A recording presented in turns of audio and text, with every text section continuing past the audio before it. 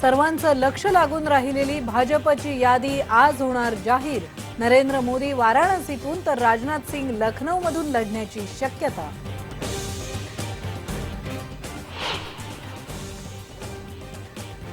कर्नाटकमध्ये श्रीरामुलूंच्या भाजप प्रवेशावरून पक्षांतर्गत मतभेद आले चव्हाट्यावर।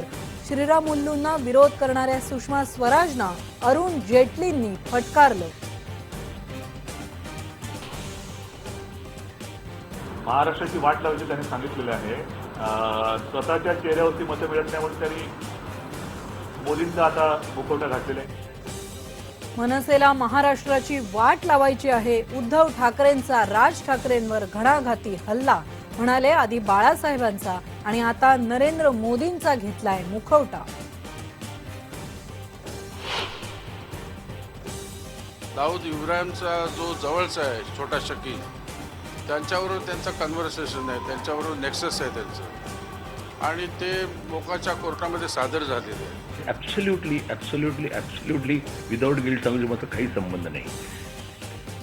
शिवसेना उमेदवार गजानन कीर्तीकर यांनी केला मनसे उमेदवार महेश मांजरेकर यांच्यावर देशद्रोहाचा आरोप, पण महेश मांजरेकरांनी फेटाळले आरोप।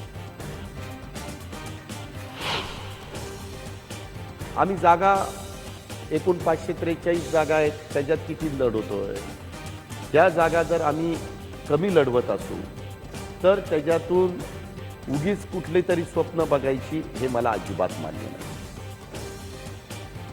राष्ट्रवादी काँग्रेसकडे संख्याबळ नसल्यानं शरद पवार तिसऱ्या आघाडीचं नेतृत्व करणं अशक्य। IBN लोकमतशी बोलताना अजित पवारांनी केलं स्पष्ट।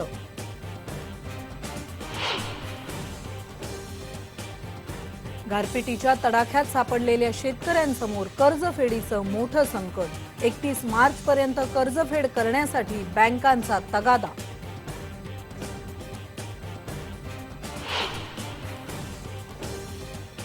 दिल्ली सामूहिक बलात्कार प्रकरणातल्या 2 आरोपींच्या फाशीच्या शिक्षेला सुप्रीम कोर्टाची 31 मार्चपर्यंत स्थगिती। मुकेश आणि पवन या आरोपींनी शिक्षेला दिलं होतं आव्हान।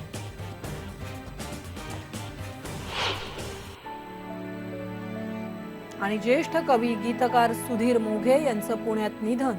प्रदीर्घ आजारानं 75व्या वर्षी निधन।